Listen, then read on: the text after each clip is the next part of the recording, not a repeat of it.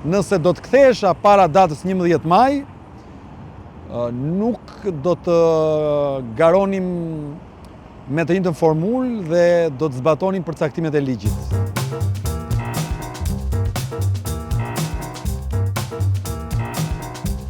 Përshëndetje, mirë se vini në Table Talk. Siç e shihni, për herë të parë jemi jashtë studios me cilën jemi mësuar të takohemi si zakonisht. Dhe kjo ka një arsye. Jemi zhvendosur aty ku prej afro 80 ditësh Adriatik Lapaj ka vendosur të protestojë në mënyrën e tij. Do ta pyesim për një rrugtim të gjatë që duket se ende nuk ka një ditë se kur do të përfundojë. Adriatik, faleminderit që na prite. Faleminderit që erdhe.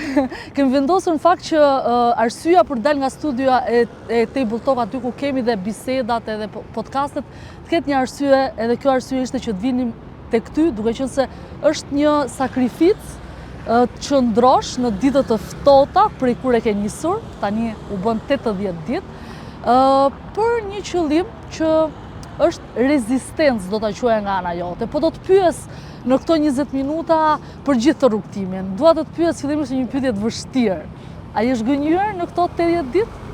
Jo, absolutisht jo. Të pyes sepse ka qenë një rrugtim i gjatë, duket se nuk do të pyes se kur mendon që do të përfundojë, por që ka patur rezistencë nga ana jote, nga një grupim i qytetarëve, njerëzve që të besojnë, por nuk ka patur atë masivitetin edhe të votave që ke marrë në 11 maj, po edhe të një lëvizshmërie që do pretendoj të kishte të një qeverisi në mandatin e 4. Pse mendon? E para njerë, thelbi i kësaj proteste është ndërgjegjësimi i madh popullor dhe lufta ndaj një shprehje që në Shqipëri ka qenë standard. Çudia më e madhe zgjat 3 ditë. Në fakt ka 80 ditë që ne nuk kemi lejuar që çudia të zgjatë vetëm 3 ditë.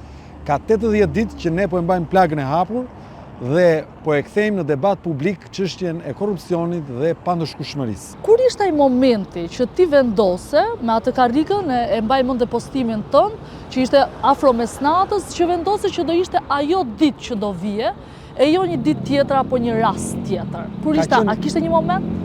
Gjysmore para se ta bëja.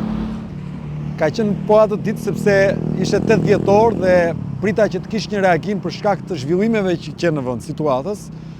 Nuk mund ta trajtonim si një fest 8 dhjetorin në këtë rast. Duhet që një proteste e madhe përballë hajdutrisë. Pashë nuk pati reagim dhe instinktivisht ndërmora këtë veprim. Ju thatë pak më parë që nuk përfaqëson numrat e protestës ato që janë numrat e votave me radhë. Para njerë kjo është një protestë jo e partisë, por është një protestë si qytetar. E dyta, nuk është tamam ashtu, sepse ne kemi marrë mbi 80.000 vota, me gjithë votat e pavlefshme, por janë 80.000 vota që kanë qenë të shpërndarë në të gjithë globin. Pra në të gjithë Shqipërinë në çdo cep dhe në të gjithë botën ku ne kemi marrë dhe votën e diasporës. Nuk është se janë 80.000 vota që i kemi pas në Tiranë. Se me këtë standard i bie që Partia Demokratike të sillte 200.000 veta në shesh, gjë që nuk ndodh. Dua të pyes pak, sepse edhe mënyrën se si e trajton këtë, po themi, rezistencë tënde, duket se është më shumë Adriatiku që kemi mësuar të jetë aktivist, por ndërkohë nga 11 maj je politikan.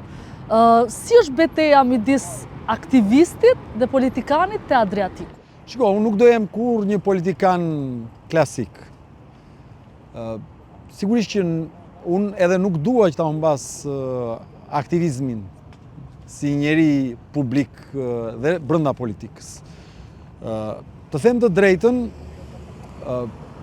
unë e shoh politikën si akt, nuk e shoh si analizë. Pra nuk e gjej veten te Adriatiku politikan që del nëpër studio televizive dhe bën analizë apo bën komentatorin. Po e shoh veten te Adriatiku si një njeri në politikë që bën akte politike dhe protesta këtu është një akt politik i fortë, besoj unë, në limitet e asaj që mund të bëj brenda ligjit. Dua të pyes në këto 80 ditë, kanë qenë, e the dhe ti, ka filluar në 8 dhjetor dhe kanë qenë ditë të ftohta, po themi mesi i dimrit. A ka patur një moment ku ti ke menduar që nuk ja vlen dhe duhet heqësh dorë? Jo, nuk ka pas një moment të tillë, po sigurisht ka pas 3 ditë jashtëzakonisht shumë të vështira, që kanë qenë datat 5, 6 dhe 7 janar.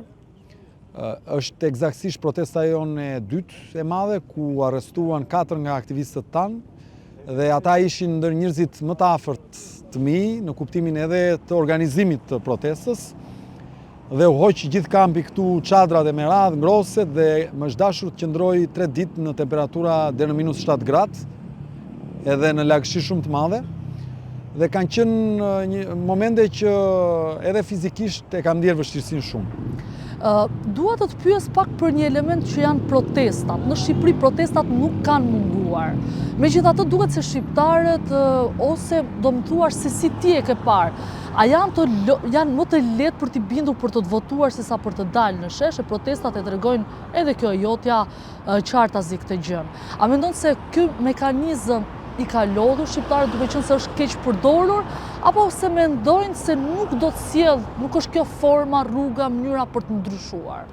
Në fakt, ne kemi organizuar disa lloje proteste në këto 80 ditë. Është protesta 24 orëshe e përditshme, që sigurisht është në numra më të vogla. Është forumi pas ditës në orën 6 që ne e bëjmë çdo ditë, që ka numra që shkon nga 60 deri në 100 persona. Dhe është dhe protesta që ne thrasim çdo 2 javë, e cila në datën 1 mars është protesta e radhës. Është një protestë, janë protesta më të mëdha, të cilat ne i thrasim për të organizuar një masivitet më të madh.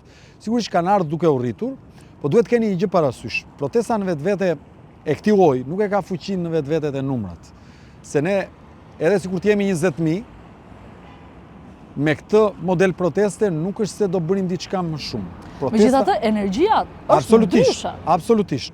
Unë po them që ne synojmë që të shkojmë 20.000, por po them që kjo kërkon lodhjen e vet dhe sigurisht që ka një problem shumë të madh në Shqipëri. Shumica e popullsisë është me valixhe gati.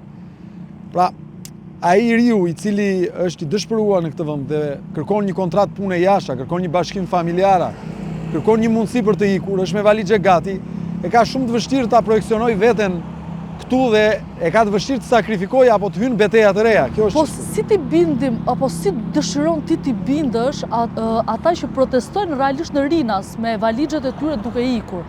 Duke qenë se nuk ndryshojnë qeverisjen, mendojnë të ndryshojnë vendbanimin. E vështirë është në të dyja rastet. Shumë e vështirë. Si mendon që kjo gjë do ta arrihet? Se nuk është e lehtë dhe ne kemi humbur, mendoj që humbjen më të madhe e kemi demografike sot, më shumë se gjithçka tjetër. Absolutisht. Problemi më i madh që ne do të trashëgojmë edhe ditën që ky pushtet nuk do të jetë më dhe kjo klasë politike nuk do të jetë më, ka për qenë problemi demografik realisht, sepse nëse në ekonomi mund të performosh mirë, apo mund të ndërmarrësh aksione në luftën kundër korrupsionit, sigurisht që në aspektin demografik kërkon një kohë më të madhe me radhë. Si mund ta ndryshojmë dhe çfarë mund të bëjmë? Rezistenca këtu është një formë. Është një formë ndërgjegjësimi, është një formë ulëritje për shoqërinë, për ndërkombëtarët që janë miqtë e Shqipërisë, për median. Ja ju jeni sot këtu dhe po jepni zë kësaj që ne po bëjmë, sepse e dëgjuat në një formë atë ulëritjen që ne po bëjmë, atë ngadhënimin, atë bërtitjen për këtë problem. Dhe fjala ka fuqinë e vet, sigurisht që nuk ka fuqinë e menjëhershme siç mund ta ketë arma. Po e ka fuqinë në kohë të shtrirë dhe e ka edhe më të fortë se arma. Dhe ne nuk duam që reagimin ton ta kemi një reagim të dhunshëm, sepse nuk besojmë te ai model, sepse ai model nuk i shërben Shqipërisë. Modeli që i shërben Shqipërisë është ndërgjegjësimi, është bindja, është ndryshimi. Megjithatë, dua të përmend sepse të përmenda protestat, më përmende ndërkombëtarët, megjithatë duket se aleati më i madh i të gjitha partive opozitare, edhe pse nuk është qëllimi i këtij institucioni, në fakt është SPAK-u. Por duket që edhe ti, po edhe partitë e tjera, po edhe partia kryesore që është Partia Demokratike, duket se nuk e shikon këtë ndryshim që ju prisni të lidhur me zhvillimet e SPAK-ut, apo që ka prodhuar SPAK-u. Cili është qëndrimi jot në raport me të gjitha elementet që po themi ju ka dhuruar si mundësi me dosjet më të mëdha dhe me emrat më të rëndësishëm që qeverisë? Personalisht kam qenë një nga mbështetësit e hershëm të reformës në drejtësi. Pa e shikoni si element që do t'ju ndihmoj për të arritur atë që ju dëshironi? Eksaktësisht kjo është pika që unë ndalem.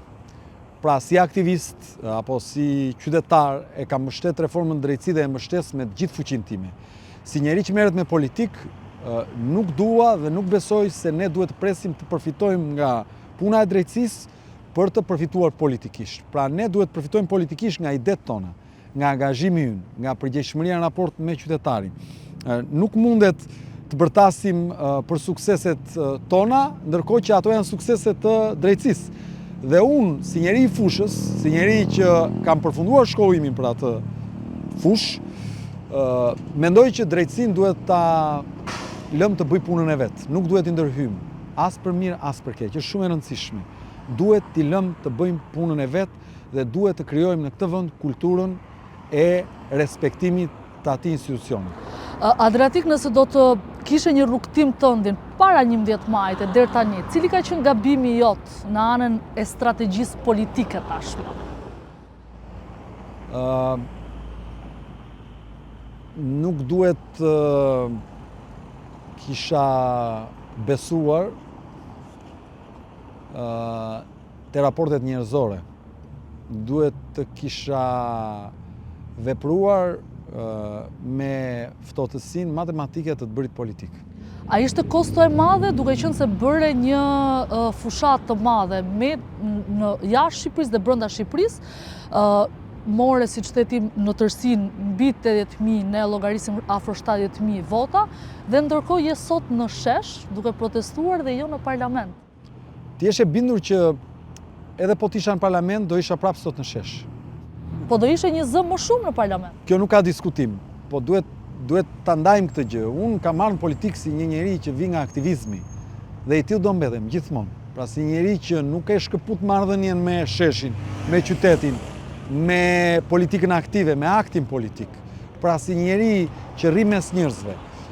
Sigurisht që ne kemi marrë një numër, ne themi 80.000 sepse llogarisim aty dhe votat e pavlefshme, se i konsiderojmë vullnet në aspektin e mbështetjes. Janë për gabime, por tjetër janë punë të që juaja. fleta ka qenë e grisur apo shënuar 2 herë dhe mund të jetë gabim, por ne e konsiderojmë vullnet politik. Dhe nuk kemi bërë pishmend fare, përkundrazi, ne po e vazhdojmë fushatën në të njëjtin dimension, pa ndalur. Nuk kujtohemi vetëm kur ka zgjedhje. Unë disa ditë më parë kam qenë në Piacenza, kam vajt dhe kam marrë brenda 24 orëve, ku jam takuar me një numër shumë të madh shqiptarësh. Vazhdojmë strukturimin në çdo qytet të vendit. Nuk kemi bërë pishmend që kemi bërë një fushatë kombëtare, përkundrazi, do vazhdojmë ta bëjmë fushatën cep më cep të Shqipërisë, sepse ne besojmë që Shqipërisi duhet një parti kombëtare dhe jo një parti enklav. Megjithatë, më the që gabimet kanë kushtuar edhe jo pak. A do ndryshosh strategji? Shiko, kur je në pozicionin e një drejtuesi, aq më shumë që njerëzit japin besim për të bërë ndryshim, ndjen peshën e përgjegjësisë në raport me njerëzit. Kjo nuk është çështje individuale, është çështje e faktit që unë ndjej përgjegjësi ndaj çdo qytetari që për shkak të mirëbesimit që personalisht dhash te një subjekti të caktuar, ka ardhur një kosto e caktuar për mbështetësit tanë dhe për këtë jam pafundësisht i keqardhur dhe i kërkoj ndjes edhe përmes ekranit tuaj. Por të gjithë e kanë kuptuar dhe po e kuptojnë dita ditës që ka qenë me qëllimin e mirë. Dhe koha po tregon që pazaret që bëhen nga politika kanë qenë ato që synuan që të na bënin pjesë të kazanit të vjetër politik dhe ne rezistuam dhe po vazhdojmë betejë. A mendon se ka mundësi reale për politikanë të rinj që të kenë të ardhmë politike vendimarrëse, them, jo thjesht të qenurit një deputet, se këtë ndoshta mund të arrish në zgjedhjet e ardhshme, jashtë strukturave dhe jashtë partive të mëdha klasike si Partia Socialiste dhe Partia Demokratike? Po këtë, jo atë që do dëshiroje, këtë do thoja, a e shikon realisht? Ja, po ta shpjegoj. Partia Socialiste në zgjedhjet e fundit ka marrë 40.000 vota më pak, ndërkohë që është parti në pushtet. Megjithatë ka marrë më shumë se kur mandate. Po sepse mund ta shpjegoj atë pak më vonë. Pra ka marrë 40.000 vota më pak. Dhe këtu kemi dhe problemin e sistemit. Pra me 40.000 vota më pak, ka marrë 9 mandate më shumë. Ka një disproporcion logjik kjo, ka një problem. Megjithatë, ata do t'ulen sërish me gjasa për ta ndryshuar kodin dhe asnjë nga partitë e reja nuk e ka fuqinë që t'ju imponohet atyre. Do vi aty. Po ajo që po thosha është që kjo që është partia më e madhe në vend, që ka qenë partia më e madhe në vend, sot është një parti e kalbur moralisht. Nuk ka moral politik, sepse gjithë elita e saj drejtuese po vërtetohet që është e korruptuar. Dhe po i bën vendit dëme të jashtëzakonshme. Sa i takon Partisë Demokratike, në 13 vitet e fundit ka humbur mbi 200 kusur mijë vota, dhe vetëm në zgjedhjet e fundit ka pas mbi 100.000 vota më pak se në zgjedhjet e kaluara, në dijenin time. Ndërkohë ne, Lëvizja Shqipëria Bëhet, në këto zgjedhje jemi absolutisht subjekti me rritjen më të jashtëzakonshme. Po të pamundur për të krijuar nesër një forcë të parë. Sepse të gjithë ju e dini që u bën të gjithë kundër me çdo lloj skeme të mundshme për ta ndalur atë që qevunet i qytetarë. Dhe ne, po të kujtoj, që kemi marrë 64.000 vota të vlefshme dhe morëm një mandat, ndërkohë me 64.000 vota të vlefshme Partia Socialiste në qarkun e Vlorës ka marrë 9 mandate. Nga ana tjetër, ne kemi marrë 16.000 vota të pavlefshme. Nëse i njëjti raport do truhej për votat e Partisë Socialiste, Partia Socialiste duhet kishte marrë 140.000 vota të pavlefshme. Po pse nuk bashkoheni me opozitën, duke qenë se keni një të përbashkët të madhe që është rrëzimi i kryeministit Rama dhe i qeverisë? Ne jemi në shesh, jemi duke i prit të gjithë në shesh dhe duhet vinë në shesh. Po malet nuk mund takohen, po njerëzit po. Po pra, këtë po themi, në shesh përballë Edi Ramës për një kauzë të madhe që është rrëzimi i këtij sistemi dhe me kushtin absolut që Partia Demokratike duhet të distancohet nga Edi Rama sa i takon kodit zgjedhor. Sepse ju jeni e ndërgjegjshme që në 27 korrik të vitit 2024, unë kam qenë në komision atë ditë, këta kanë bashkuar votat, pra Partia Demokratike ka bashkuar votat me Edi Ramën për të miratuar një kod zgjedhor që Edi Ramës sot që ne të dy po flasim, i ka dhënë 9 deputet qyll.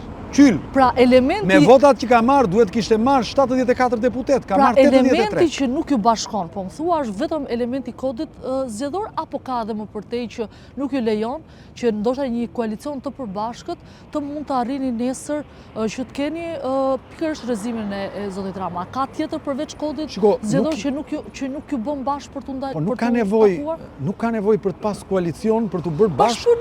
Bashkëpunim. Dakordsi patjetër. Po nuk po e shohim. Po duhet, unë mendoj që dakordësia duhet jetë mes të gjithë faktorëve që janë kundër hajdutërisë. Unë mendoj që në këtë dakordësi duhet jenë dhe socialistët që cilët nuk janë dakord që të vidhen. Po ato janë te votat, po flasim tek marrëveshjet politike. Jo, në shesh. Sa i takon marrëveshjeve politike, nëse Partia Demokratike nuk distancohet me akte nga Edi Rama, dhe aktet janë që distancohet nga kodi zgjedhor që jep Edi Ramës pushtetin tavolinë, të gjitha tjerat pastaj janë me sikur, nuk janë të vërteta. Po bëjmë tani një dedukcion, nuk kemi asgjë të sigurt, po themi në rast se do të kishte një marrëveshje për të patur një qeveri teknike apo për të shkuar në zgjedhjet parakoshme në skenare të tjera. Pyetja shumë e drejtë për drejtë. Kush mendoni se do t'i fitonte zgjedhja? Unë mendoj që qeveria teknike nuk duhet jetë një opsion. Pse? Sepse qeveria teknike praktikisht është një qeveri ku disa ministra i ka Edi Rama, disa Sali Berisha, ndoshta ndonjë ministër dhe partit të tjera. Ne nuk do jemi e sigurt se nuk duam të jemi pjesë e kësaj gjëje, dhe kjo nuk do ndryshonte asnjë gjë. Shqipërisë i duhet një qeveri tranzitore. I duhet një qeveri përtej partive politike, i duhet një qeveri e pajtimit të madh kombëtar në këtë fazë për të organizuar zgjedhje të lira, demokratike dhe të ndershme përtej Partisë Socialiste, Partisë Demokratike apo Lëvizjes Shqipëria Bëhet. Por nëse kjo ndodh, kush i fiton zgjedhjen? Nëse do jetë qeveri tranzitore? Nëse do jetë qeveri tranzitore, zgjedhjet do t'i fitojë ajo forcë që qytetarët do të besojnë. Unë jam i bindur që me një qeveri tranzitore, me zgjedhje të lira dhe demokratike, kurse si Edi Rama nuk mund të marrë rezultatin që ka marrë, dhe forca që ne përfaqësojmë do të marrë një rezultat shumë të mirë që do të përfaqësojë numrin e votave që ka marrë. Po kush do të ishte forca e parë? Se do duhet kiti një forcë e cila duhet që të mendoj që do të ishte një bashkësi partish të cilat do të formonin një qeverisi e pastaj përtej makthit që Edi Rama ka 13 vite që mban peng pushtetin. Dhe do të vi në pyetjet e fundit, në këto 80 ditë, unë po qëndrojmë së bashku vetëm 30 minuta, ende nuk ka ardhur mesnata dhe ndërkohë është ftohtë. Çfarë ke mësuar për veten, po edhe për shoqërinë shqiptare në këto 80 ditë? Personalisht kam qenë një njerëz që nga i ftohti kam pas probleme gjithmonë. Çuditërisht në shesh nuk jam smur dhe nuk kam pas as temperaturë as i prej ditëve. Njoha një dimension të vetes që nuk e dija. Mendoja tërkohës që isha një njerëz që nga i ftohti kisha probleme. Smuresha kollaj nga i ftohti. Edhe kjo sfidë du të i kaluar. Ndërkohë, në lidhje me shoqërinë, mendoj që çdo shoqëri ka një grup njerëzish të cilët sakrifikojnë më shumë, kërkojnë të ndërgjegjësojnë më shumë. Kështu ndodh në të gjitha fazat e shoqërisë dhe të jetës. Edhe në luftë, kur ndodhi lufta për pavarësinë e Kosovës, nuk shkuan të gjithë në luftë, shkuan një pakicë njerëz. edhe në kauzat të tjera, një pakicë njerëzish janë ata që e vënë shoqërinë në lëvizje. Dhe unë mendoj që ne kemi fatin, edhe si brez, po dhe si aktivist, që të ndërmarrim hapa të tilla, që ndoshta sot ende nuk kuptohen tamam sepse e mendojmë politikisht të gjithë. Por besoj që në vazhdim kemi mbjellur një farë shumë të mirë të ndërgjegjës qytetare për të përballur me politikën. Nëse do ktheheshe në mbrëmjen e 8 dhjetorit ku e nise, çfarë do kishe bërë ndryshe dhe a do e kishe nisur edhe një herë këtë rrugtim? Nëse do kthehesha në 8 dhjetor, do të bëja eksaktësisht të njëjtën gjë që kam bërë. Nëse do të kthehesha para datës 11 maj, nuk do të garonim me të njëjtën formulë dhe do të zbatonim përcaktimet e ligjit. Sepse ajo qëllimi ynë i mirë për të paraqitur një garë të hapur, u keq përdor nga kundërshtarët politik dhe qytetarët nuk arritën dot plotësisht ta kuptonin qëllimin e mirë. Dhe dua të pyes tani, sa kohë ke dhënë vetes për ta përmbyllur rrugtimin tënd në shesh? Mund të ndodh dhe sot natën, nuk di të ta them. Kur e kemi nis, kam thënë tekstualisht, do të mbaroj ditën që të gjitha forcat opozitare dhe të gjithë qytetarët në opozit zbresin në shesh dhe qytetarët e detyrojnë Edi Ramën dhe qeverinë e tij të tërhiqet, ose ditën që fizikisht ne nuk do ta përballojmë dot më. Ndoshta nuk e përballojmë dot më sot natën dhe triqemi. Çfarë do ndodh me Adriatikun pasi të mbylli këtë rrugtim dhe këtë cikël rezistence? Do vazhdoj strukturimin me ekipin fantastik Lëvizjes Shqipëria Bëhet, takime pafund. Ne do të nisim fushatën dhe do të vazhdojmë ëndrrën tonë që një ditë ta drejtojmë Shqipërinë dhe ta bëjmë një vend demokratik. Do të marr skenarin më të keq. Nëse kjo nuk ndodh, çfarë do të bësh Adriatik? Cila nuk do ndodh? Nëse nuk arrin ta drejtosh Shqipërinë. Ne do ta drejtojmë një ditë Shqipërinë dhe do ta demokratizojmë dhe do ta bëjmë një vend dinjitoz. Sa kohë do t'i japësh vetas? Unë kam 15 vite në këtë rrugë si aktivist që ndërroj një Shqipëri normale dhe kjo është kauza e jetës time, kështu që nuk ka limit. Dita e fundit e kësaj kauze është dita kur unë si Adriatik do jem pjesë e ndryshimit të madh të Shqipërisë. Nuk po them do ta bëj unë, por jam i bindur që do jem pjesë e grupit që do ta bëj këtë ndryshim të madh. Dua të falenderoj për gjithë bisedën, por edhe për një formë rezistence dhe, siç e the vetë, edhe një përvojë që të ka ndryshuar ty, por edhe për faktin që pranon që rrugtimi yt ka patur gabime, se në Shqipëri nuk para e pranojnë këtë gjë. Politikanët s'paku, ndoshta vjen nga rrugtimi jot si aktivist. Dua të të uroj shumë suksese dhe shumë faleminderit që ishe pjesë e Table. Jo vetëm i pranoj gabimet, po unë ju e dëgjuat, kërkova dhe falje dhe bëj këtë me shumë sinqeritet. Nga ana tjetër dua të të falenderoj ty personalisht, që erdhe këtu në shesh dhe do ngelet një kujtim i bukur për protestën tonë gjithë. Unë do ta ruaj këtë intervistë për shkak se, duke qenë se e kam ndjekur zhvillimet politike në Kosovë, do të kam parë ndryshime të jashtëzakonshme të njerëzve aktivistë, siç është rasti i zotit Kurti, dhe ndryshimet që ka pasur ndaj pushtetit. Kështu që nëse do të ndodh e njëjta gjë me ty, ky do të jetë një shembull me cilën unë do përballem në rast se do të kesh ndryshimet që kanë pasur politikanët e tjerë. Është një gur prove, po themi. Edhe subkonsciencia juaj na çoi te zoti Kurti që nga aktivist u kthye në njeriu që drejtoi Kosovën. Dua të të falenderoj për gjithë bisedën. Kështu i vjen fundi edhe këtij episodi ndryshe të Table Talk. Herës tjetër do të shihemi në studio dhe në bisedat e përhershme, ndoshta jo kaq shumë politike, por për momente dhe çaste dhe tema të cilat gjithsesi prekin të gjithë ju që na ndiqni. Faleminderit.